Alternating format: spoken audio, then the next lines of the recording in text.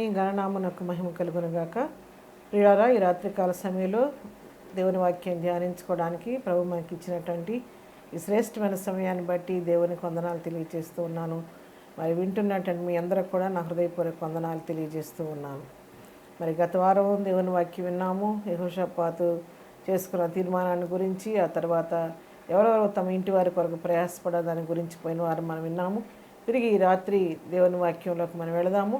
ఈరోజు రాత్రి నేను మాట్లాడబోతున్నటువంటి అంశం అపోస్తలుడైన పౌలు గురించి నేను మీతో మాట్లాడబోతున్నాను. అపోస్తలుడైన పౌలు తన జీవితంలో తను ఎలాంటి డెసిషన్ తీసుకున్నాడు, ఎలాంటి నిర్ణయం తీసుకున్నాడు, తను ఎట్లాంటి సంకల్పంతో ప్రభు సన్నిధిలో ముందుకు సాగిపోయాడు, మరి తన జీవితంలో తను ఎటువంటి మరి ఒక పవర్ఫుల్ వ్యక్తిగా ఎటువంటి తీర్మానాలతో ప్రభు సన్నిధిలో ముందుకు సాగిపోయాడు అనే విషయాల గురించి నేను మాట్లాడబోతున్నాను. దానికి ముందుగా ఛానల్ సబ్స్క్రైబ్ చేసుకొని, మీ అందరికీ వందనాలు. చేసుకోకపోతే ఛానల్ సబ్స్క్రైబ్ చేసుకోండి. రిసిల్లా పినపాటి నా పర్సనల్ ఛానల్ కూడా సబ్స్క్రైబ్ చేసుకోండి, ప్రోత్సహించండి. ఛానల్ కొరకు ప్రార్థన చేయండి, కీర్తన టీవీ కొరకు ప్రేయర్ చేయండి, తెలియని వారికి చెప్పండి, మరి ఇంకా షేర్ చేయండి, మిగతా వారికి కూడా లైక్ చేయండి, మీ కామెంట్స్ మాకు తెలియచేయండి. మరి ప్రార్థన చేసుకొని దేవుని వాక్యంలోకి పెడదాము. చిన్న ప్రార్థన. సకలాశీర్వాదములకు కారణభూతులైన మా ప్రియ ప్రభువా, నీ పాదములకు వందనాలనైనా. ఈ రాత్రి మరి ఒకసారి నీ సన్నిధికి వచ్చి నీ వాక్యం నిలబడి ఉన్నాం ప్రభా. నీ వాక్యం మేము ధ్యానించబోతుండగా మాతో మీరు ఉండండి ప్రభా. నీ ఆత్మ నడిపింపు మాకు దయచేయండి. లేఖనంలో దాగిన మర్మాలు మాకు బోధించండి ప్రభా. నీ వాక్యం ద్వారా మాతో మాట్లాడండి. నీ వాక్యం వినుచుండగా వినగలించే గ్రహించే హృదయాలు మాకు దయచేసి ఈ దాసరాన్ని సిలువ చాటు మరుగు చేసి కొన్ని నిమిషాలు మహిమ కొరకు వాడుకొని ఘనతా మహిమ ప్రభావాలు మీరే పొందుకోమని, మంచి మాదిరికరమైన జీవితాలు మాకు దయచేయమని యేసునామములో ప్రార్థించి అడిగి పొందుకొని ఉన్నాము తండ్రి, ఆమేన్. ఈ రాత్రి మరి పౌలు గారి యొక్క జీవితంలో ఆయన తీసుకున్నటువంటి శ్రేష్టమైన తీర్మానాన్ని గురించి, ఆ యొక్క డెసిషన్స్ని గురించి మనం తలపోయడానికి తీసుకున్నటువంటి లేఖన భారం ఫిలిప్పీ పత్రిక నుంచి చాలా మరి విషయాలు దీనిలో ఉన్నాయి. ఫిలిప్పీల సంఘానికి మరి ఫిలిప్పీలకు అనేకమైనటువంటి శ్రేష్టమైన విషయాలు పౌలు గారికి రాస్తూ వస్తూనే అనేక విషయాలు వారికి రాస్తూ వారిని హెచ్చరిస్తూ తన జీవితంలో తను ఎటువంటి తీర్మానం తీసుకొని ముందుకు సాగిపోతున్నాడు అనే విషయాల గురించి కొన్ని తెలియచేశాడు. వాటిలో కొన్నిటిని మనం ఈ రాత్రి ధ్యానం చేసుకుందాం.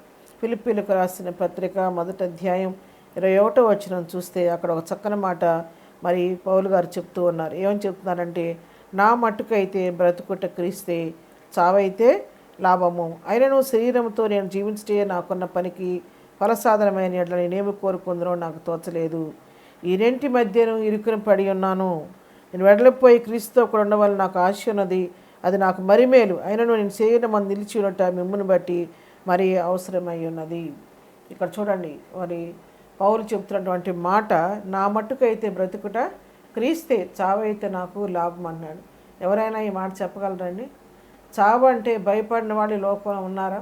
నాకు చనిపోవటం నాకు మేలు, ఈ లోకంలో బ్రతికుంటాం కంటే చనిపోవటం నాకు మేలు అని ఎవరైనా చెప్తారా? ఎవరైనా అంత ధైర్యంగా మరణాన్ని ఎదుర్కోగలిగిన వారు ఎవరు ఉన్నారా?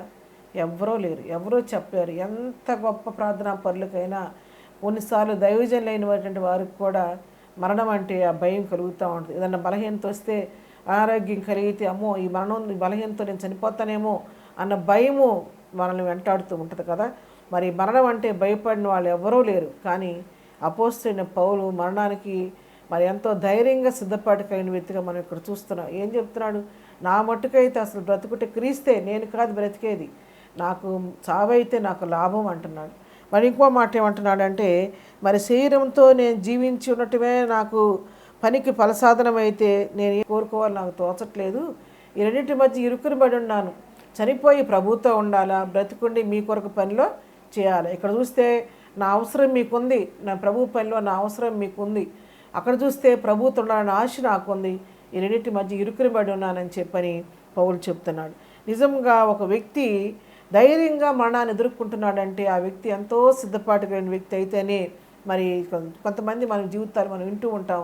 చాలా చక్కగా కొంతమంది దైవజనులు వారు సిద్ధపాటు కలిగి మరి ప్రార్థనాపూర్వకంగా ప్రభు నన్ను పిలుస్తున్నాడు, నేను వెళ్ళిపోతానని చెప్పని సిద్ధపాటు కలిగి ప్రార్థన చేసుకొని ప్రార్థనాపూర్వక ముందుగానే వారి మరణాల గురించి తెలియజేసి వెళ్ళిపోయిన దైవజనులు కూడా ఉన్నారండి.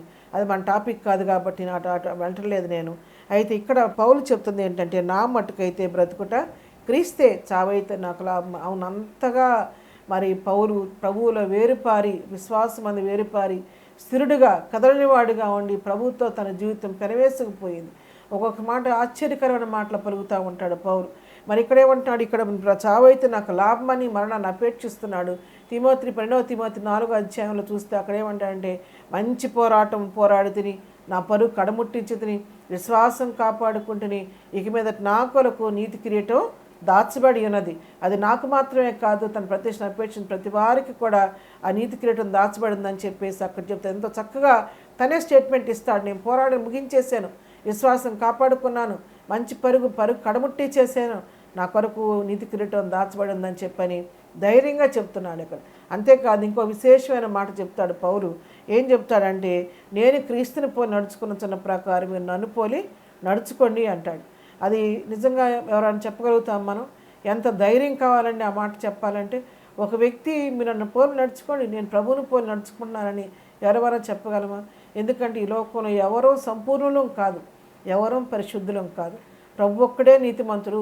అయితే ఎంతగా ప్రభువులో అయిన మరి ప్రభువును పోలి జీవించాడో దీన్ని బట్టి మనకు అర్థమవుతుంది. కొరింథీయులకు రాసిన మొదటి పత్రిక 11 అధ్యాయం 1 వచనం చూస్తే, నేను క్రీస్తుని పోలి నడుచుకున్న ప్రకారం మీరు నన్ను పోలి నడుచుకోవడానికి ధైర్యంగా చెప్పగలిగినటువంటి వ్యక్తి పౌలు. చక్కగా చెప్తున్నాడు, నేను క్రీస్తుని పోలి నడుచుకున్నాను, దానిలో ఏం సందేహం లేదు. నేను ప్రభువులాగానే జీవిస్తున్నాను, ప్రభువును పోలి జీవిస్తున్నాను. కాబట్టి మీరు నన్ను పోలి నడిచారంటే ప్రభువును పోలి నడిచినట్టే అని చెప్పి చక్కగా చెబుతున్నారు. అక్కడ మాత్రమే కాదు, మరి ఫిలిప్పీ పత్రిక 3 అధ్యాయం 17 వచనంలో కూడా మీరు నన్ను పోలి నడుచుకోండి అని చెప్తాడు. కాబట్టి మనం ఈ రాత్రి అటువంటి గొప్ప వ్యక్తుల గురించి మనం ధ్యానం చేయబోతున్నాం.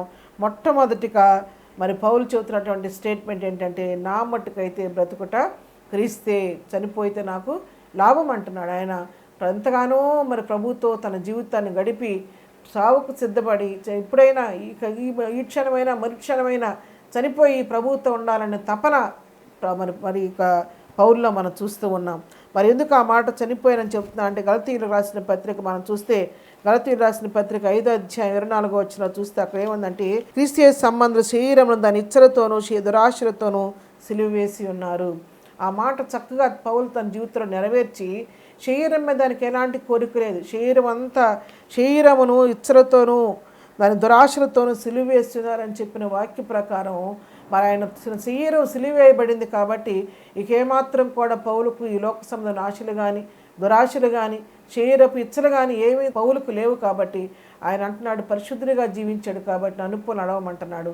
అసలు ఈ లోకంలో బ్రతకటం కంటే చనిపోవటం మేలని ఒక మంచి స్టేట్మెంట్ ఇక్కడ ఇస్తాం. మొట్టమొదటిగా పౌలు చెప్పినటువంటి మాట, నా మట్టుకైతే బ్రతుకుట క్రీస్తే, చావైతే నాకు లాభం అని చెప్పి. రెండవదిగా చూస్తే మరి పౌలు చెప్పినటువంటి రెండవ స్టేట్మెంట్ ఏంటంటే, ఫిలిప్పీలకు రాసిన పత్రిక 3వ అధ్యాయం మరి 3వ అధ్యాయంలో మనం చూస్తే 7 వచనం నుంచి మనం చదివితే అక్కడ రాయబడి ఉంటుంది కదా, అయినను ఏవేవి నాకు లాభకరములై ఉండెనో వాటిని క్రీస్తు నిమిత్తము నష్టముగా ఎంచుకుంటుని. 9వ వచనంలో కూడా చూస్తే, మరి క్రీస్తును సంపాదించుకొని ధర్మశాస్త్ర మూలమైన నీతిని గాక క్రీస్తునందరి విశ్వాసం నీతి అనగా విశ్వాసం బట్టి దేవుని గురించి నీతి కలవాడిని ఆయన అగపడి నిమిత్తము ఏ విధము చేతనైనను మృతులలో నుండి నాకు పునరుద్ధానం కలగవలనని ఆయన మరణ విషయంలో సమాన గలవాడనై ఆయన పునరుద్ధాన బలమును ఎరుగు నిమిత్తము ఆయన శ్రమల్లో పాల్గొనడం ఇట్టుదో ఎరుగు నిమిత్తమును నష్టమును సమస్తమును నష్టపరుచుకొని వాటిని పెంటతో సమానముగా ఎంచుకొనిచున్నాను. 7 నుండి 11 వరకు చదివితే అక్కడ ఏం చెప్తాడంటే, క్రీస్తు నిమిత్తము నేను సమస్తాన్ని నష్టంగా ఎంచుకున్నానంట. ఎందుకు నష్టంగా ఎంచుకుంటున్నావయ్యా, నువ్వు ఎందుకు నష్టంగా ఎంచుకుంటున్నావు అంటే, నాకు ఈ లోకం మీద నాకు ఆశ లేదు, శరీరం ఇచ్చలు కోరికలు సిలివేయబడ్డాను కాబట్టి నేను ప్రభువుతో కూడా జీవించాలని తపన నాలో ఉంది. కాబట్టి నాకు ఎందుకు నేను నష్టపరుచుకుంటున్నానంటే, మరి ఏ విధం చేతనైనా మృతుల్లో నుండి ఆయన లేచి నాకు పునరుద్ధానం కలగాలని, మృతుల్లో నేను పునరుద్ధానం, ఆయన పొందిన పునరుద్ధానం నేను కూడా పొందాలి, ఆయన మరణ విషయంలో నేను సమాన బలం గలవాడనై ఉండాలని, ఆయన పునరుద్ధాన బలమును నేను ఎరగాలుగా ఎరుగు నిమిత్తము ఆయన శ్రమలలో పాలువాడు ఎట్టుతో ఎరుగు నిమిత్తము. చూడండి ఏం కోరుకుంటాం, మనం ఏం కోరుకుంటాము, ఆశీర్వాదాలు ఐశ్వర్యాలు కోరుకుంటూ ఉంటాం. ఇక్కడ ఏమంటాడంట, ఆయన శ్రమలలో పాలువాడవట ఎట్టుదో ఆయన ఎరగాలంట. ఎవరైనా కోరిక కోరతారా, ప్రభు నీకులాగా నేను శ్రమపడాలయ్యా అని ఎవరైనా ఇష్టపడరు. కానీ మరి పౌలైతే ఇక్కడ ఏమంటున్నాడంటే, ఏ విధం చేతనైనా పునరుద్ధాన బలాన్ని పొందుకోవాలని ఆయన శ్రమంలో పాల్గొని ఎరుగు నిమిత్తము నేను సమస్తాన్ని నష్టపరుచుకొని నాకు ఏమైతే ఉన్నాయో సమస్తాన్ని పెంటతో సమానంగా ఎంచుకున్నాను. పౌలు చాలా ఆస్తిపరుడు, అంతేకాదు ఆయన సకల విద్యా ప్రవీణుడు. మరి అటువంటి పౌలు మరి ఈ లోకంలో దేని ఎనదగింది కాదు, కానీ నా ప్రభువు కంటే ఏది కూడా ఎనదగినది కాదు. నేను నా ప్రభువు కొరకు ఈ లోకంలో నాకు ఏమైతే ఉన్నాయో వాటిని సమస్తాన్ని నేను నష్టపరుచుకొని వాటిని పెంటతో సమానముగా ఎంచుకుంటున్నానని చెప్పని ఒక చక్కని స్టేట్మెంట్ ఇక్కడ అపోస్తలుడైన పౌలు తెలియజేస్తూ ఉన్నాడు. అవును, ఆయన ఎంతగా విశ్వాసం ఎంత ఎత్తిదిగిపోయాడో మనం దీన్ని బట్టి మనం అర్థం చేసుకుంటూ ఉంటాం. ఆయన పునరుద్ధాన బలం ఎరగాలని ఎంతసేపు ఇంకే కోరికలు లేవు ఆయనకి. ఆయన పునరుద్ధాన బలం ఎరగాలని, ఆయన మరణంతో సమాన అనుభవం కలిగి ఉండాలని, ఆయన శ్రమల్లో పాలువాడవ్వాలని ఇవే కోరికలు, కానీ ఇంక వేరొక్క సందన కోరికలు ఏవి కూడా పౌలుకు లేవన్నమాట. ఇంకా మూడోదిగా చూస్తే పౌలు ఇచ్చినటువంటి మరో గొప్ప స్టేట్మెంట్ ఏంటంటే ఫిలిప్పీలకు రాసిన పత్రిక 3వ అధ్యాయం 12 నుంచి 14 వరకు చూస్తే, ఇదివరకే గెలిచిదని ఆయనను సంపూర్ణ సిద్ధి పొందినని మాత్రం అనుకోవట్లేదు, కానీ నేను దేని నిమిత్తం పరిగెత్తున్నానో యేసు చేత పట్టబడితేనో దాన్ని పట్టుకొని వాళ్ళని పరిగెత్తున్నాడంట. దేనికోసం ప్రయాసపడుతున్నాడంట? ఇంతకుముందే గెలిచారు అనుకోవటం లేదు, సంపూర్ణమైంది అనుకోవటం లేదు, కానీ యేసు చేత ఎందుకొరకు నేను పట్టబడ్డానో, ఎందుకు నన్ను పిలిచాడో ఆ పిలుపుని నేను గుర్తెరిగి నేను దేనికోసం పిలువబడ్డానో దాని కొరకు దాన్ని పట్టుకొని వాళ్ళని పరిగెత్తుతున్నాను అన్నాడు. ఇంకా ఇంకో మాట చెప్తే, సహోదరులారా ఇదివరకే పట్టుకొని తలంచుకొనను, కానీ ఒకటి మాత్రం చేస్తున్నాను, ఏంటంటే వెనుకున్నవన్నీ మరచి ముందున్న వాటి కొరకే నేను వేగిరపడుతున్నానండి. పౌలు చేస్తున్నాడన్న గొప్ప పని ఏంటంటే ఆయన వెనుకున్నవన్నీ విడిచిపెట్టి ముందున్న వాటికి వేగిరపడుతున్నాడంట. మరి ముందు ఆయన ఈ ఒక్క పాయింట్లోనే 3 విషయాలు మనం గమనిస్తాం. అక్కడ పౌలు మొట్టమొదట ఇదేని గురించి చేస్తున్నాడు, ఆయన దేవుని నన్ను ఎందుకు పట్టుకున్నాడో, దేవుని చేత దేని కొరకు నేను పట్టబడ్డానో ఆ పిలుపు విషయం నిర్లక్ష్యం లేకుండా మరి దేని కొరకైతే ప్రభువు నన్ను పిలిచాడు దాన్ని పట్టుకోవటం కోసం నేను పరిగెత్తాను అన్నాడు.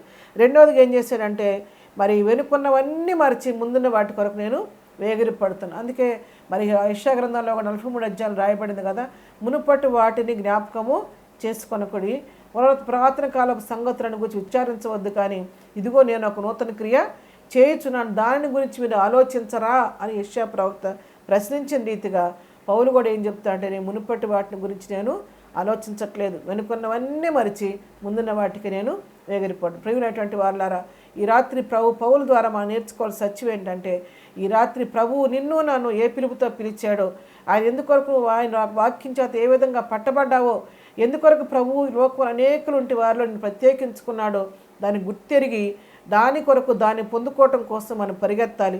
ఎప్పుడు కూడా మనం ప్రభువులు అలసిపోయేవారిగా ఉండకూడదు. మన ప్రభు పిలుపును బట్టి మనం ముందుకు పరిగెత్తేవారిగా ఉండాలి.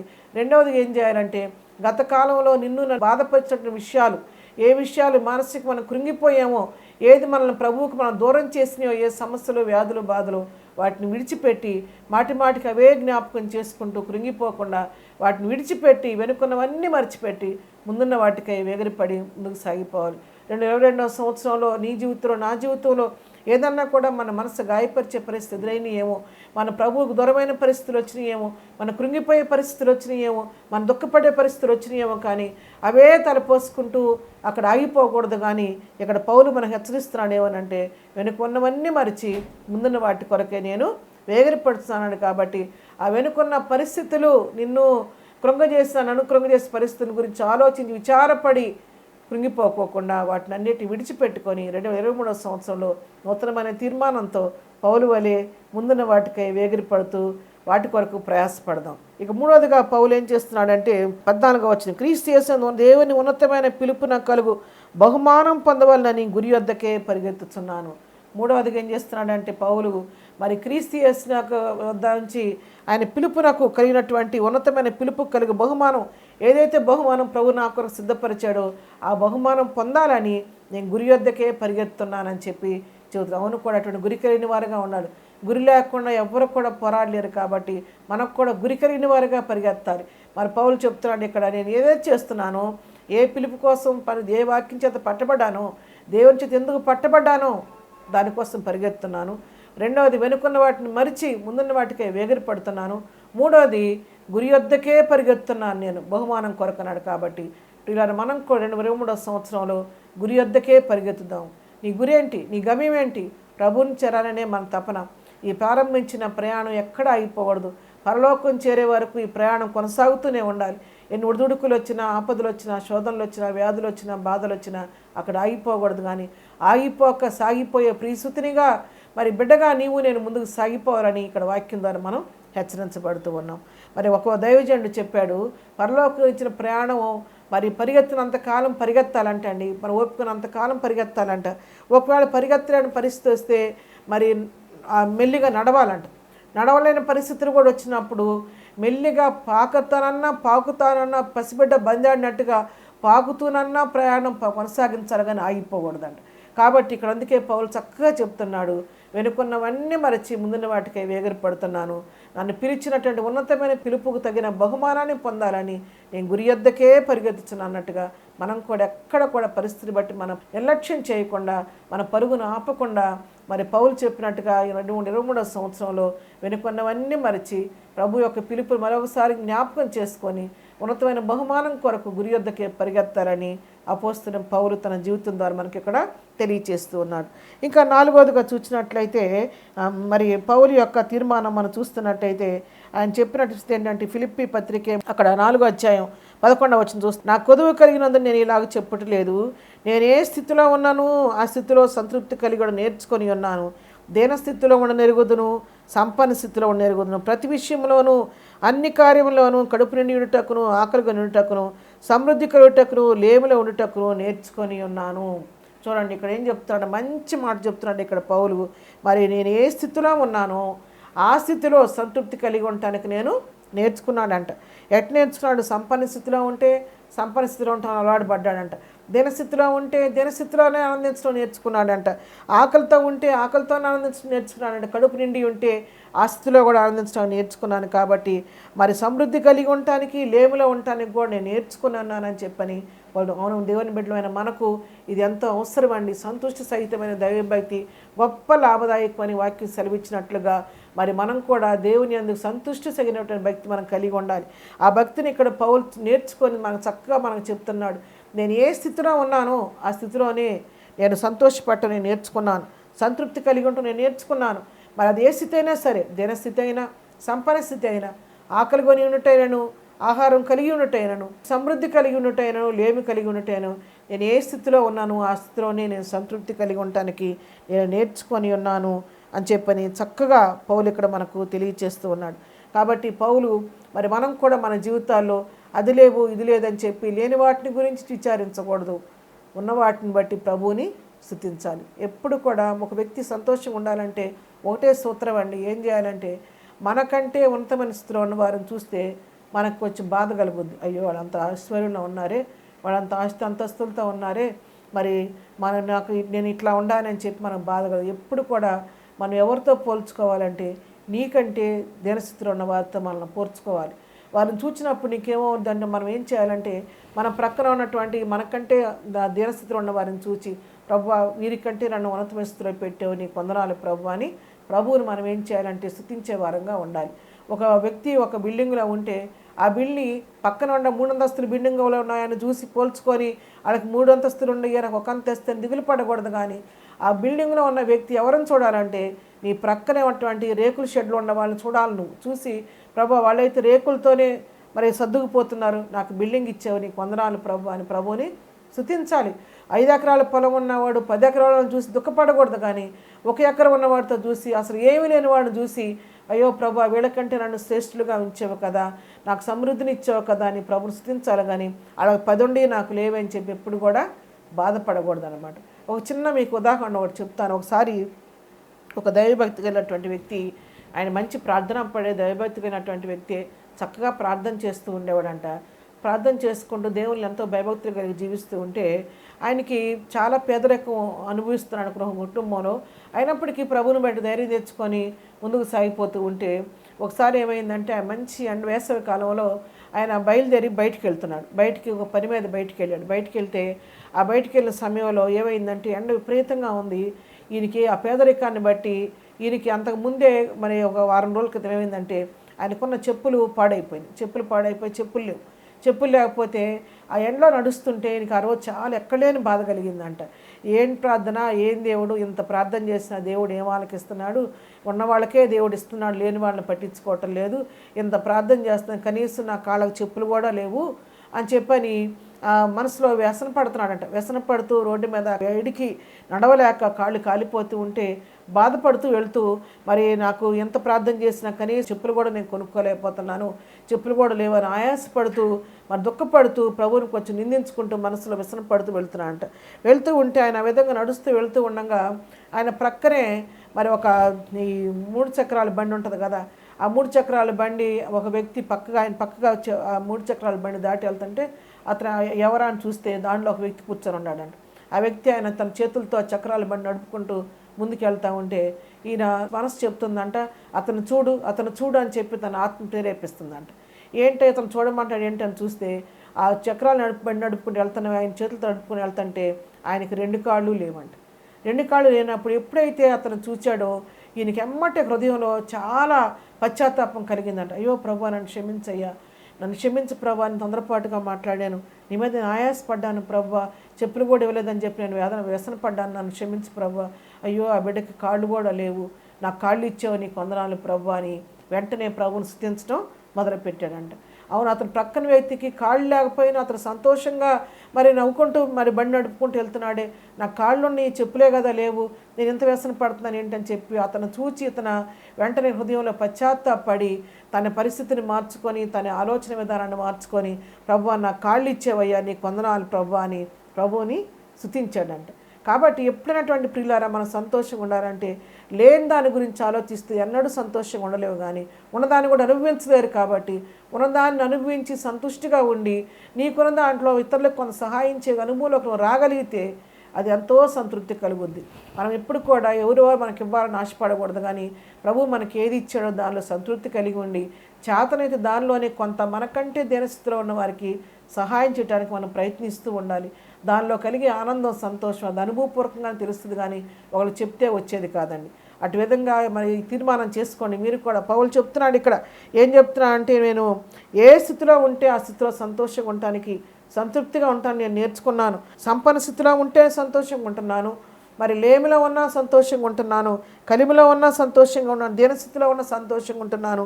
మరి ప్రతి విషయంలో అన్ని కార్యాల్లో నేను కడుపు నిండి ఉండటానికి నేను సంతోషపడుతున్నాను, మరి ఆఖరి కొని ఉండటానికి కూడా సిద్ధపాటు కలిగి ఉన్నాను, నేను సమృద్ధి కలిగి ఉన్నా, లేమిలో ఉన్నా కూడా నేను సంతృప్తి కలిగి ఉంటున్నాను నేను అని ఆ విధంగా నేను నేర్చుకున్నాను అని చెప్పి. అందుకే కొరింథీయులకు రాసిన పత్రిక 9:27 వచనంలో ఒక మాట చెప్తాడు పౌలు. ఏమంటాడంటే, మరి ఒకడు గాలిని కొట్టినట్టుగా నేను ప్రయాసపట్టలేదు, కానీ ఇతరులకు ప్రకటించిన తరువాత నేనే భ్రష్టునైపోదునేమోనని రాత్రి సమయాల్లో నా శరీరం నలగొట్టుకొని దాన్ని లోపరుచుకుంటున్నాను అన్నాడు.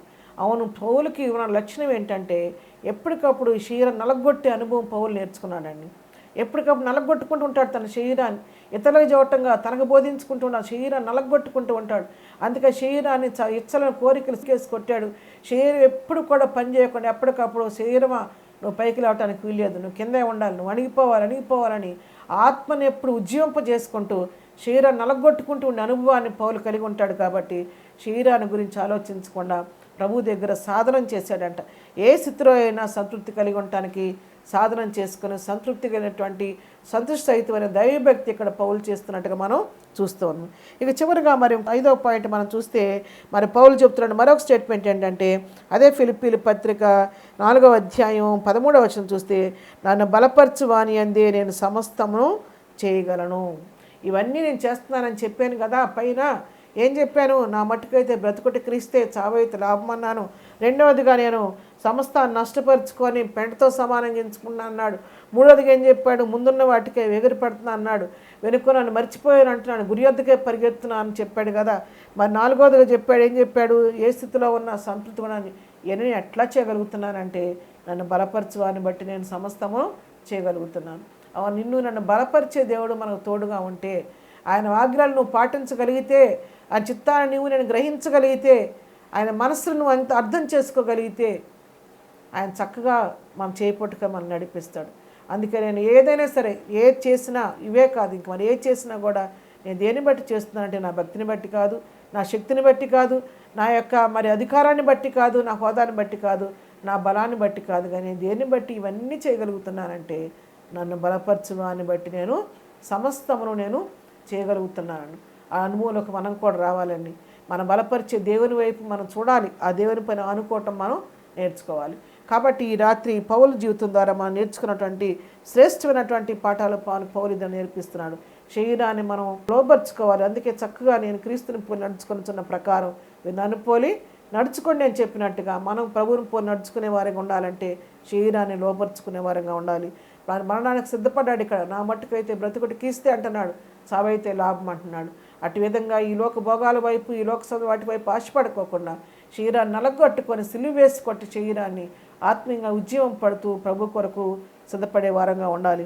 రెండవదిగా వ్యర్థమైన వాటి కొరకు ప్రయాసపడి వాటి కోసం కాదు కానీ వాటిని నష్టపరుచుకొని ప్రభు యొక్క పునరుద్ధాన బలం ఎరగటానికి, ఆయన యొక్క మరణంలో పాలు పంపులు పంపటానికి, ఆయన శ్రమల్లో పాలు పంపటానికి పెంటగా సంస్థలు ఎంచుకున్నానని చెప్పాడు. కాబట్టి మనం కూడా ఈ లోక వాటి వైపు మరి అక్షయమైపోయే వాటిని గురించి ఆలోచించి బాధపడకుండా అక్షయ రాజ్యం కొరకు సిద్ధపడాలి.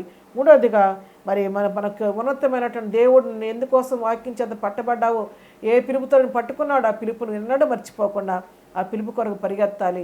వెనకున్న వాటిని జ్ఞాపకం చేసుకుంటూ కుంగిపోకుండా వాటిని విడిచిపెట్టి ముందున్న వాటికే వేగిరపడాలి. ముందు గురి వద్దకే పరిగెత్తాలి. నాలుగవదిగా చూస్తే ఏ స్థితిలో ఉన్నా సంతృప్తి కలిగి ఉంటూ నేర్చుకోవాలి. ఐదవదిగా నన్ను బలపరిచేవాడు ఉన్నాడని చెప్పి నమ్మాలి.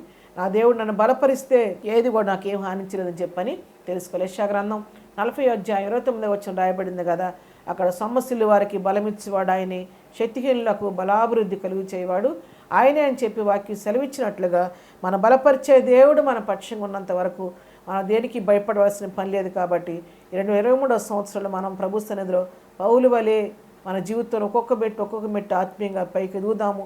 ప్రభు సన్నిధిలో ప్రార్థన చేద్దాము. ప్రభువా, ఇంతవరకు శరీరానికి లోబడిపోయి ఉన్నానేమో, దాన్ని జయించే కృప నాకు దయచేయండి. దాన్ని అలగొట్టుకొని లోబర్చడం నాకు నేర్పించు. అన్ని స్థితుల్లో సంతృప్తిగా ఉంటాం నాకు అలవర్చు ప్రభువా. గురి యొద్దకు పరిగెత్తే అనుభవం నాకు దయచేయి ప్రభువా. మరి అంతేకాదు, మరి వెనుకున్నవన్నీ మర్చిపోయి నూతన తీర్మానంతో సాగిపోయే కృప నాకు దయచేయమని, మరి వ్యర్థమైన వాటి వైపు లోకసభ వాటి వైపు పాకులాడకుండా వాటిని విడిచిపెట్టుకొని దైవికమైన వాటి వైపు నా దృష్టి ఉండటం నేర్పించు. ఈ లోకం కోసం కాదు కానీ పరలోకం కొరకు నేను సిద్ధపరచమని ప్రభు సన్నిధిలో ప్రార్థన చేసుకొని అటు తీర్మానం పౌలు వలె ముందుకు సాగిపోవాలని ప్రభు ప్రేమతో హెచ్చరిస్తూ నా మాటలు ముగిస్తున్నాను. అలాంటి కృపా ధన్యత ప్రభు మనకందరికీ దయచేయను గాక. ప్రార్థన చేసుకుందాం. ప్రేమగల తండ్రి, నీ కొందనాలు రాత్రికాల సమయంలో పౌలు యొక్క జీవితాన్ని ముందు పెట్టారు. తను ఏ తీర్మానంతో ముందుకు సాగిపోయాడు, తీర్మానంతో మేము కూడా సాగిపోవడానికి సహాయం చేయమని, లోకాన్ని శరీరాన్ని జయించి పరలోక రాజ్య పిలుపు కొరకు మేము సిద్ధపడటానికి మనం సిద్ధపరచమని, అంతా మేము ప్రభావాలు మీరే పొందుకోమని, కీర్తన టీవీని ఛానల్ దీవించి ఆస్వాదించి సరిహద్దులు విశాలపరిచి స్టాఫ్ని దీవించి ఆస్వాదించమని, అంతా మేము ప్రభావాలు నీకు ఆరోపిస్తూ మేము లెచ్చిస్తూ మనం తగ్గించుకుంటూ యేసయ్య శ్రేష్ఠమైన నామం పేట ప్రార్థించి అడిగి పొందుకొని ఉన్నాము తండ్రి. ఆమేన్. దేవుడు మిమ్మల్ని